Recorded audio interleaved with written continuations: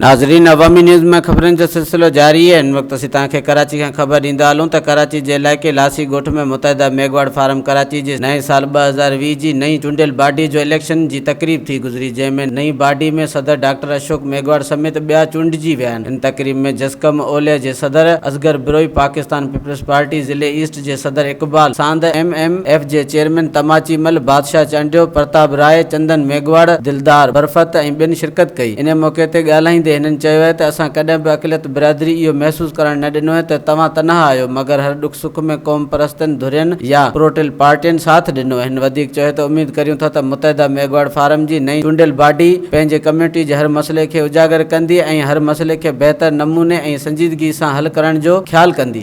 मेघवाड़ forum असां ठाहियो आहे त ही असां सिर्फ़ु बिरादर खे उजागर करण, असांजी बिरादरी पोइते पियल क़ौम आहे, तव्हांखे तक़रीबन सभिनी ख़बर त उहो तइलीम जे हिसाब सां पोइते आहे।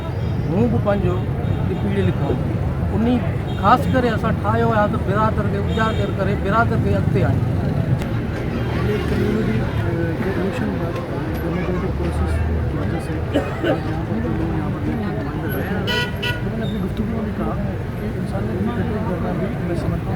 साम्हूं जेके बि चूंडिया विया आहिनि उन्हनि खे बिरादरी एक्सेप्ट कयो आहे।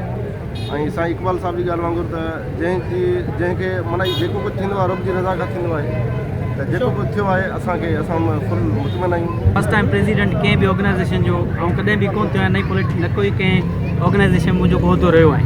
मां स्टूडेंट बि थिए रहियो, स्टूडेंट यूनियन बि हूंदियूं आहिनि यूनिवर्सिटीज़ में, पर मां कॾहिं पॉलिटिकल पार्टी में न आयो आहियां।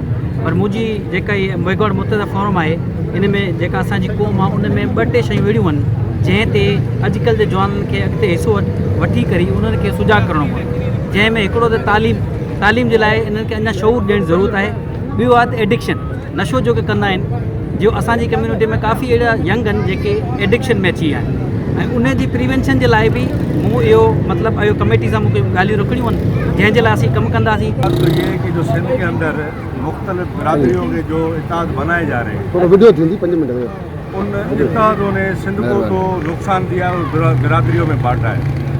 और हम ये जो अपना मेघवाड़ इत्तेहाद फोरम जो बना है, कम से कम ये चीज़ हम इसको बेहतर समझते हैं इस बुनियाद पे कि ये सिंध के हिंदुओं के साथ जो मसाइल हो रहे हैं सिंध के अंदर ख़ास तौर पर, उनको हिट भी किया जा रहा है, उनको टारगेट भी बनाया जा रहा है। तो मैं उम्मीद करता हूँ कि सिंध की कौम परस्त जमायतें तो इनके शाना बशाना खड़ी हैं। वधीक ख़बरनि ऐं तफ़सील जे लाइ विज़िट कयो असांजी वेबसाइट awamiNewsHD.com ऐं ॾिसंदा रहो अवामी न्यूज़ HD।